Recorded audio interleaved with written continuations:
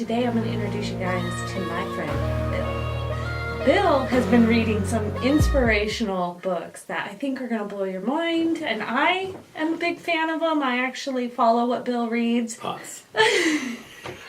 You're dying. Oh, gosh. My first book that I picked was written in 1948 by Dale Carnegie. It's How to Stop Worrying and Start Living. He's also the author of other books like How to Win Friends and Influence People. My favorite quote from this book is, "The best possible way to prepare for tomorrow is to concentrate with all of your intelligence, all of your enthusiasm on doing today's work superbly. That is the only possible way you can prepare for the future." Okay, my next quote from this book is, "Let's not allow ourselves to be upset by small things we should despise and forget.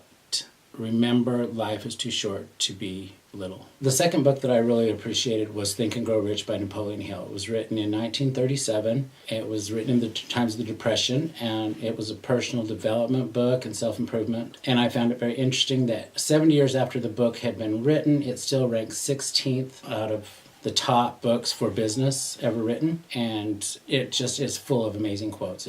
They don't stop. I could quote this book for days, and those people who are on my Facebook are probably sick of seeing me quote this guy. A couple of my favorite quotes from that was, "Every adversity, every failure, every heartache carries with it the seed of equal or greater benefit." And the next quote that I really liked out of this one is, it pointed out that more than 500 of the most successful men that the country has ever known told the author that their greatest success came just one step beyond the point at which defeat had overtaken them.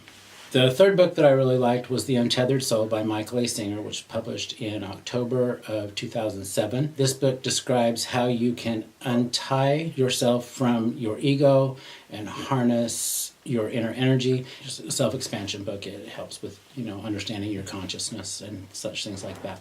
A lot of it was way over my head, but I really appreciated and learned a lot from this book. A couple of my favorite quotes is, "In the end, enjoying life's experiences is the only rational thing to do." The final book was The Happiness Hypothesis, Finding Modern Truth in Ancient Wisdom, written by Jonathan Haidt, PhD. This is a book that took all of ancient things from Christianity, Buddhism to Hinduism, and kind of reworded it into modern language, and it was very enlightening. It took the mind and broke it down to it being in two things, the rider and the elephant being the subconscious mind and the rider being the conscious mind, and that you can't really do anything until you've learned to reprogram the subconscious mind. And that's kind of the journey that I've been on the last few months, and so I found a lot of this helpful. And my favorite quote out of this book was, "Words of wisdom, the meaning of life. These things may wash over you every day, but they can do little for us unless we savor them, engage with them, question them, improve them, and connect with them in our living."